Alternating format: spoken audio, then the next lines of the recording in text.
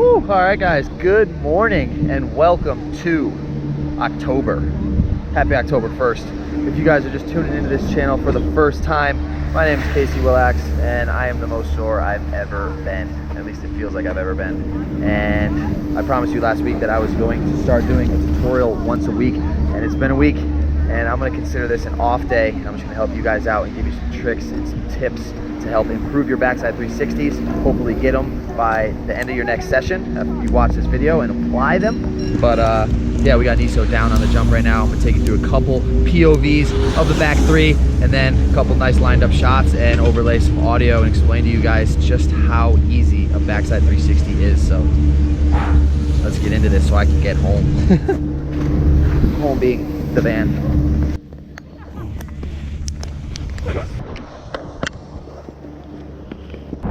All right, here we go. Approach the kicker with speed. Ollie, turn, float, and ride away clean. And that's it, guys. I'm just joking. All right, here we really go. The most crucial step before you even jump into doing any trick is you want to be able to envision it perfectly in your head. Just like with anything in the world, you want to picture yourself being able to approach it, pop off the kicker, spin, grab, whatever you're going to do in the air, land it clean, feel the feelings of actually riding away, being stoked that you finally landed your first 360, open your eyes up, and then now you're doing it for the second time. So the approach.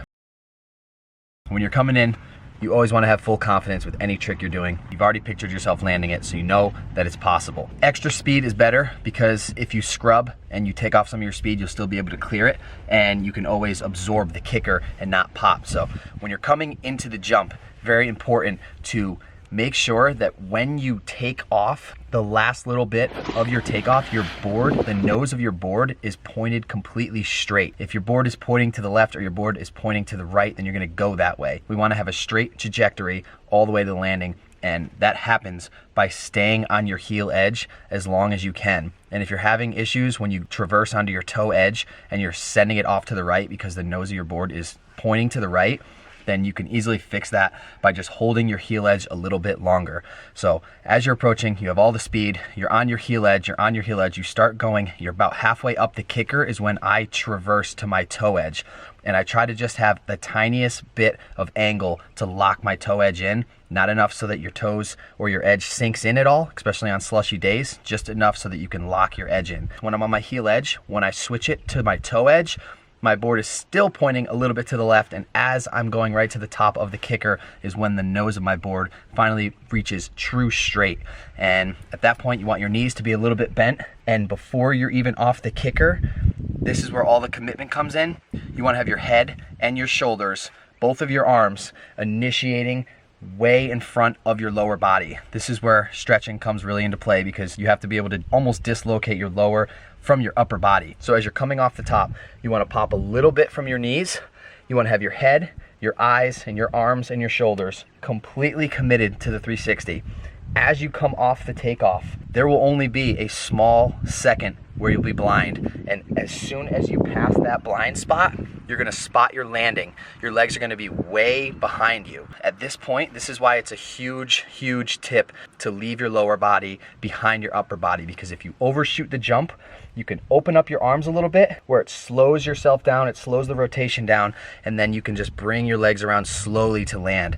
And also, if you pop and you realize that you're not gonna make it, if your head's around and you can spot your landing, you can pull your legs around real quick and you can get the 360 around so that you land flat and ride away, even if you didn't make it all the way down. It's obviously better to start this on a smaller jump and work your way up.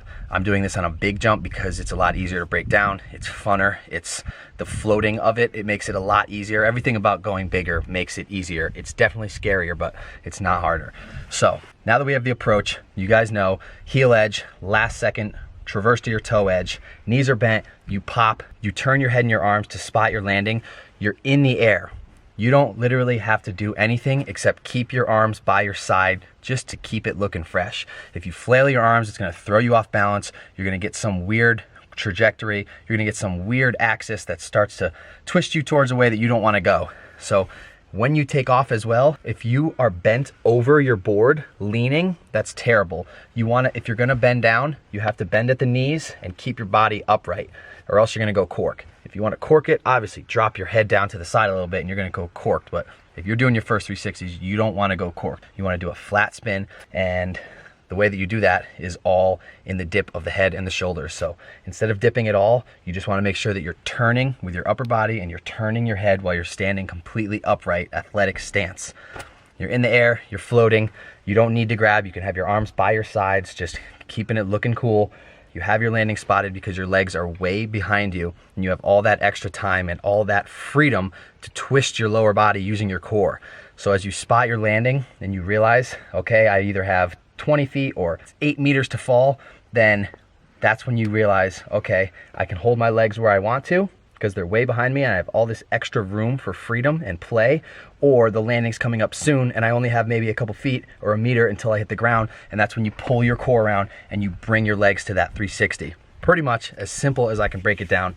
While you're in the air, your head already spotted the landing, your eyes and everything, your upper body is already done with the trick, and your lower body is just waiting for the call from your brain, asking it, how much more time do we have until we need to land this thing?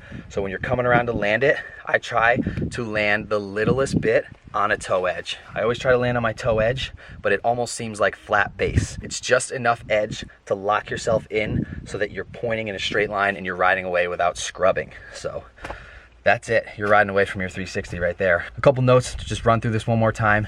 Always have extra speed. It's so much better to take off with speed. Make sure that the nose of your board is pointing straight when you go off. That you do that by holding your heel edge as long as you can until you're halfway up the kicker. Switch to your toe edge. Pop, because you've bent down, so you pop a little bit. You're standing upright, your body's not dipped over. Your head and your arms and your upper body are in front of your lower body. Your lower body stays where it was when you take off, and that's how you spot your landing. The whole time in the air, your head and your eyes and your shoulders are already ready to land. You're spotting your landing, you're just floating, enjoying your time. That's when, if you progress, you can pull your legs up, you can grab mute, you can grab indie, you can grab melon. The melon will actually pull it around in front, so you won't have as much time to leave your legs behind as anything else. If you want to grab stale fish, that'll leave you with some extra time and your legs will be behind you. But you're coming around for the landing, prepare yourself, knees a little bit straight so that when you land, you can actually bend, absorb the landing, have a little bit of a toe edge when you lock in, just like any other trick that you're going to land, and it's as simple as that. It's a backside 360. You can throw any variation you want. You can pop off your heels. You can do it off a side hit. You can push it to 540. You can switch your grab up, truck drive or nose grab, tail grab, whatever. Have as much fun with it as you want. Play around with the trick, and just like anything else, like I always say, you got to just get out there. You got to put the time in, watch a tutorial, figure out what you're doing wrong, get back out there. Push it until you get it. Get broken off a couple times. Maybe land it your first try, but just stay stoked, stay motivated, and that's it. That's one of my first trick tutorials I've ever done. If you guys don't know, I do a daily vlog. Today was pretty much considered a day off, a rest day for me. I told you guys I would do a tutorial every week, so leave some comments. Let me know how this one went. Let me know what I could have done better, or leave some tips of anything else you can think of to help the backside 360. We'll be doing another tutorial next week, so let me know any other ones you guys maybe want me to do. Probably frontside 360 or something. Trying to work our way up in the progression. And yeah, we'll see you guys tomorrow. I do a daily vlog, so we will see you back on hill. Hopefully feeling a lot better than we were today because we were so sore. I'm gonna go lay down now. Peace out, guys.